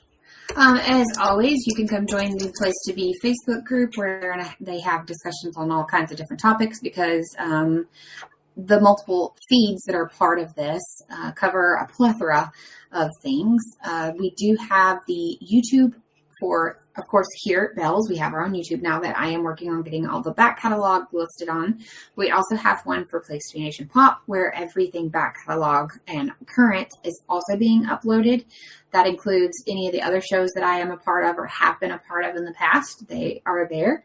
There's a show that Bianca actually used to be a part of in the past as well, and it is also going to be there as well. I'm pretty sure. It's on one of them. It's one of them. So you can find like all of that information. I will say, as far as the Place to Be group, I do something every year, which is kind of like 31 Nights of Halloween that, family, whatever channel it's called now, is known for. We do a PTBN version of the 31 Nights of Halloween. And daily in the group, I will be posting what the movie is of the day. I am still taking suggestions. Yes, I do curate the list based on my vibes and what I'm feeling, but I absolutely take suggestions and I don't ignore them. So if you have a suggestion for the movie that you think should be on this year's PTBN 31 Nights of Halloween list, please send that over to me and I will put them all. Some of them are going to get added in a jar. It's going to get shaken up and it's going to get added. Just to play fairness, basically, for the suggestions that I have been given. Because some of them, I won't lie, are not my cup of tea. But I can't, leave them off because I don't like them. Or then it would be the Miranda list. But yeah, so we're going to have the 31 Nights of Halloween. We don't have any current tournaments scheduled, but stay tuned. Of course, we also have placetobenation.com where we have a list of every pod there is on our feed as well as our brother-sister feeds. And you can actually listen to the shows directly on the website, or I think it may take you to Podbean, but you can get directly to each episode. There are articles on there. There's different things that have just been written throughout time. So if you want more, that is always the best place to go, place to be, right? So we have all of that going for you. And I feel like there was one other thing with social media that I was going to mention. And in doing all of that, my brain has forgotten. So. It happens. It does happen, I will say. I feel like there was something else. Sorry. But yeah, as Bianca said, we are on TikTok, YouTube, Instagram. Yeah. But next month. All the good places. All the good places, yeah. And next month, we kind of already dropped a snippet. We kind of dropped this. We're going to drop this here. Pay attention. Next month, we're going to be having a similar discussion type pod where we're going to go, ho, ho, ho, ho, ho. And we're going to take ourselves to the world of Twilight because, man, it's been a long time since it came out. I don't want to talk about it. You don't want to talk about it? It'll be 20 years. Oh, my God. 20 years. Which what's funny is it means I'll be married for 20 years. Yeah? Yeah. I'm getting old. It's okay. But yeah, we're going to discuss all things Twilight. So, the reason I bring this up, normally we don't tell you what we're doing in advance. I would like to hear from you guys. If you have I would like to hear how you came to Twilight, why you still love it. Just gush all the things. And I would like to share, while Bianca and I are having our discussion, why some of our beautiful friends, how they came to Twilight, what's their favorite. And you know what? Let's just go ahead and throw this out there. Edward or Jacob. Or maybe neither. And you wanted, another one. I don't know. Maybe you like Jasper's creepy stare. I don't know. But you know what? That's fine. So for today's episode, that's it. Thank you for hanging out with us. If you enjoyed the show, be sure to do all the things Bianca told you so you never miss an update. We're trying to get good at that. And of course, if you loved what you heard, share it with a friend who would also geek out about Percy Jackson or would like to come join us. Of course, until next time, take care, keep imagining, keep reading, and we'll see you next time.